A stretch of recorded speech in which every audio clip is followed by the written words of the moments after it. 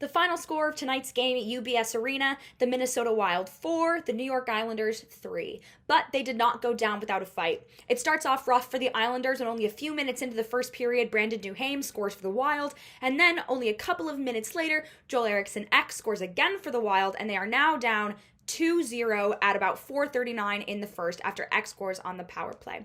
This is a rough start for the Islanders, but they don't give up. They keep fighting and they have some great chances. However, they just can't make it past Kakkonen. He looks pretty solid between the pipes. They can't get it in until 13:56 in the first period. Brock Nelson scores to make it 2-1, and the Islanders are officially on the board. They almost score about a minute after that to make it 2-2, but it just barely missed.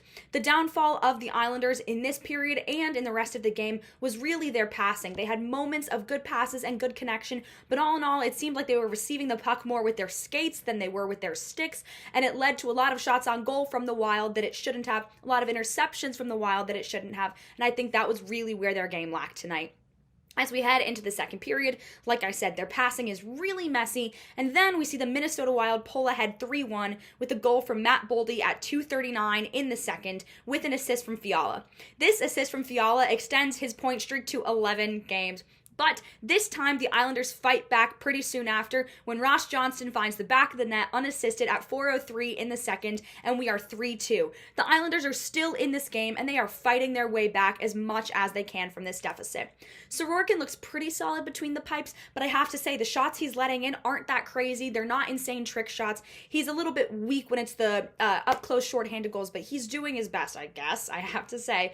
But as we said, the Islanders have a couple of chances to get in. They go on the power play, but they're not able to capitalize on any of the power plays in this period, sadly. Neither of the teams are in this period, and they're not really using the rebounds to their advantage. It seems like every time the puck is deflected off of Kakkonen, it's kind of a scramble to find it again, and the Wild usually ended up getting the puck back in that situation. Their puck control is bad. When they seem like they're passing to no one, and that is how we enter the third period. The third period, nothing really crazy happens in the first few minutes. We see some really great skating out of Matt Barzal and Brock Nelson, but nothing insane.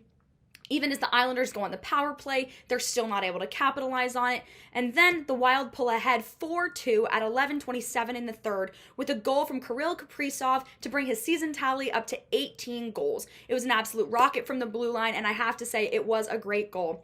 And then, just when you think all hope is lost, the Islanders fight back with a nice goal from Wahlstrom, and it's one they very much so need to stay in this game. Now the score is 4-3 with 3:05 left in regulation. The last couple minutes of the game is super intense, and you see the Islanders fighting with everything they have. They pull the goalie, and when they have 6 men on the ice, you see them spending a lot of time in the offensive zone, making some great shots. We see a couple hit off of the pipes or off of the crossbar. We see Kakkonen making some great saves, but there were so many chances, and the Islanders just sadly could not find the back of the net.